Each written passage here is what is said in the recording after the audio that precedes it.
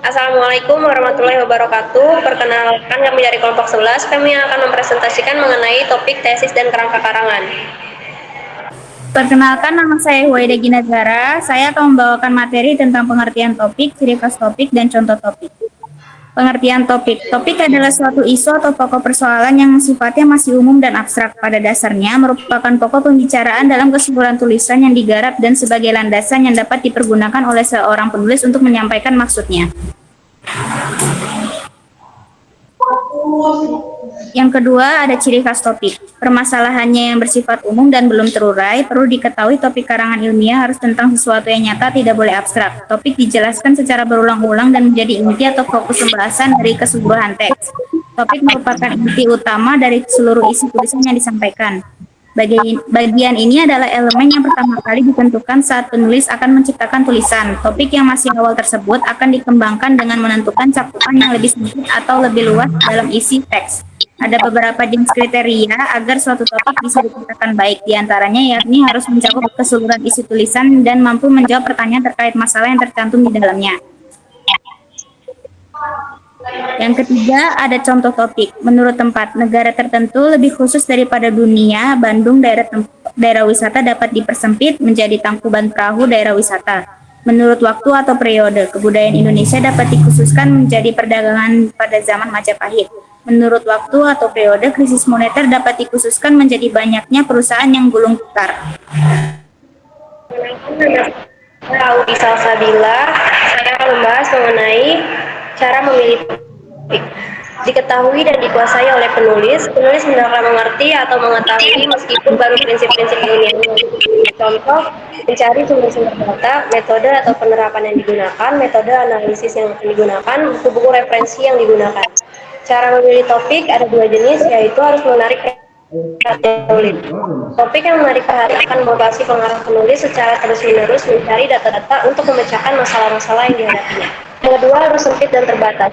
Penulis harus membatasi topik yang akan ditulis. Setiap tulis harus betul-betul bahwa topik dipilihnya cukup sempit dan terbatas untuk digarap sehingga tulisannya dapat terfokus. Tujuan topik. Tujuan topik adalah sasaran yang hendak dicapai penulis berdasarkan topik, sehingga tujuan itu mempersempit atau membatasi topik. Tujuan dari topik itu adalah sasaran yang akan dicapai penulis berdasarkan topiknya. Jadi tujuannya adalah sesuatu yang akan dicapai dalam suatu proses penulisan. Yang pertama dan kedua, tujuan yang baik harus selaras dengan topik. Tujuan harus dapat membatasi topik agar tidak berlarut-larut atau melebar. Cara yang ketiga, tujuan bisa menjadi rambu bagi topik agar tidak menyimpang dari pembahasan atau permasalahan. Dari Escalafato Rozak, pengertian tesis. Tesis merupakan pernyataan atau teori yang didukung oleh argumen-argumen untuk dikemukakan dan merupakan hasil dari studi yang sistematis atau suatu masalah. Tesis mengandung metode pengumpulan, analisis, dan pengolahan data, dan menyajikan kesimpulan serta mengajukan rekomendasi. Tujuan tesis ditulis. Tesis ditulis dengan tujuan agar mahasiswa memiliki pemahaman dan keterampilan dalam melaporkan sebuah hasil penelitian yang dilakukan berdasarkan prinsip-prinsip atau kaidah-kaidah penulisan ilmiah.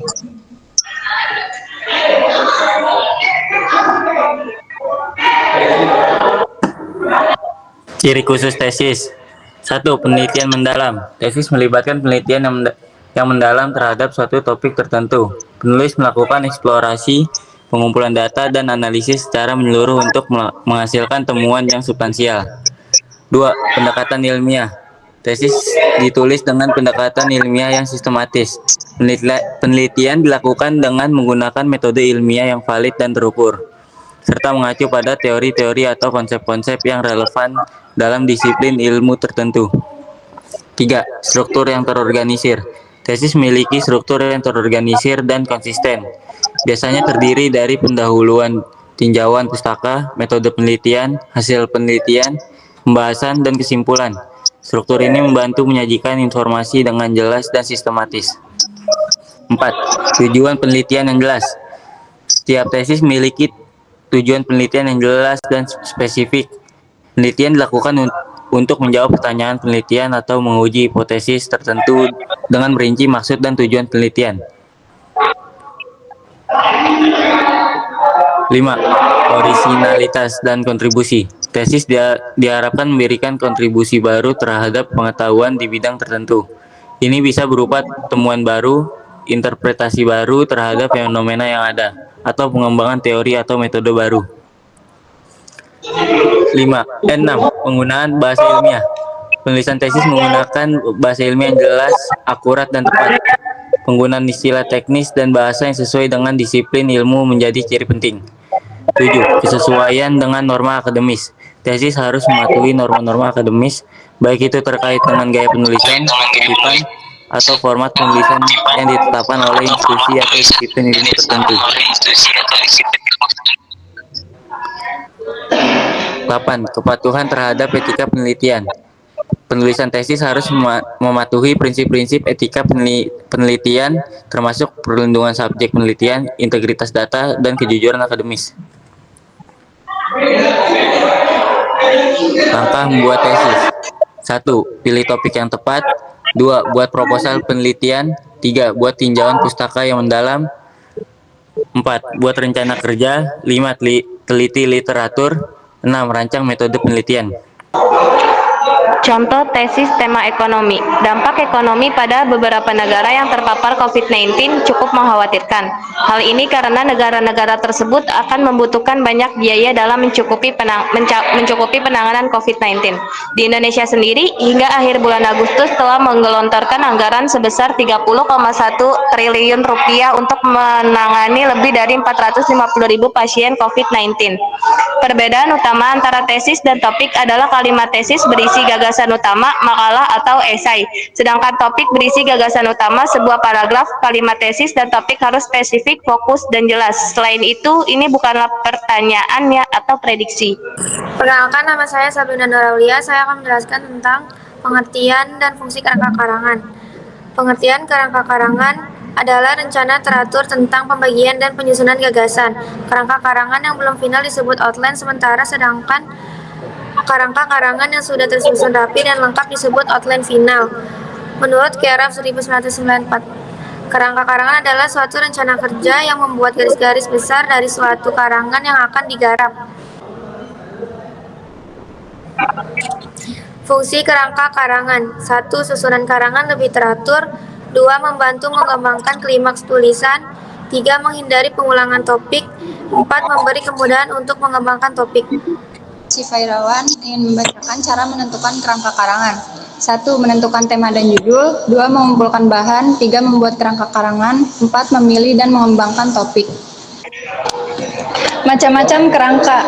Kerangka karangan analisis. Kerangka karangan analisis digunakan untuk menganalisis suatu topik atau tema. Dalam kerangka karangan analisis, penulis membandingkan dan mengevaluasi berbagai aspek dari topik yang dipilih. Tujuan analisis adalah untuk memahami dan menjelaskan suatu fenomena atau konsep dengan lebih dalam dan lebih rinci. 2. Kerangka karangan argumentasi. Kerangka karangan argumentasi digunakan untuk membantu penulis dalam mengembangkan argumen atau pendapat yang jelas dan logis. Dalam kerangka karangan argumentasi, penulis membangun argumen dengan menggunakan data, fakta, dan alasan yang solid untuk mendukung pendapat mereka. Tujuan argumentasi adalah untuk mempengaruhi pendapat orang lain dan untuk memberikan kontribusi pada diskusi atau debat yang sedang berlangsung. Perkenalkan, nama saya Morena Azara. Saya akan membahas mengenai contoh kerangka karangan dan menyusun kerangka karangan.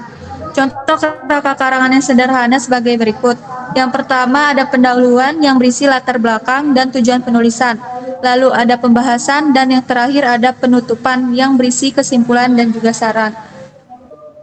Menyusun kerangka karangan. 1. Rumusan tema yang jelas berdasarkan suatu topik dan tujuan yang akan dicapai melalui topik tadi. 2. Mengadakan inventarisasi topik-topik bawahan yang dianggap sebagai perincian dari tesis atau pengungkapan yang dimaksudkan tadi. 3. Mengadakan evaluasi topik-topik yang telah tercatat pada langkah kedua. 4. Menentukan sebuah pola atau susunan yang paling cocok untuk mengurutkan semua perincian dan tesis atau pengungkapan maksud sebagai yang telah diperoleh dengan mempergunakan semua langkah di atas. Sekian dari presentasi kelompok kami. Kurang lebihnya mohon maaf. Wabillahi taufiq wal hidayah. Wassalamualaikum warahmatullahi wabarakatuh. Terima kasih.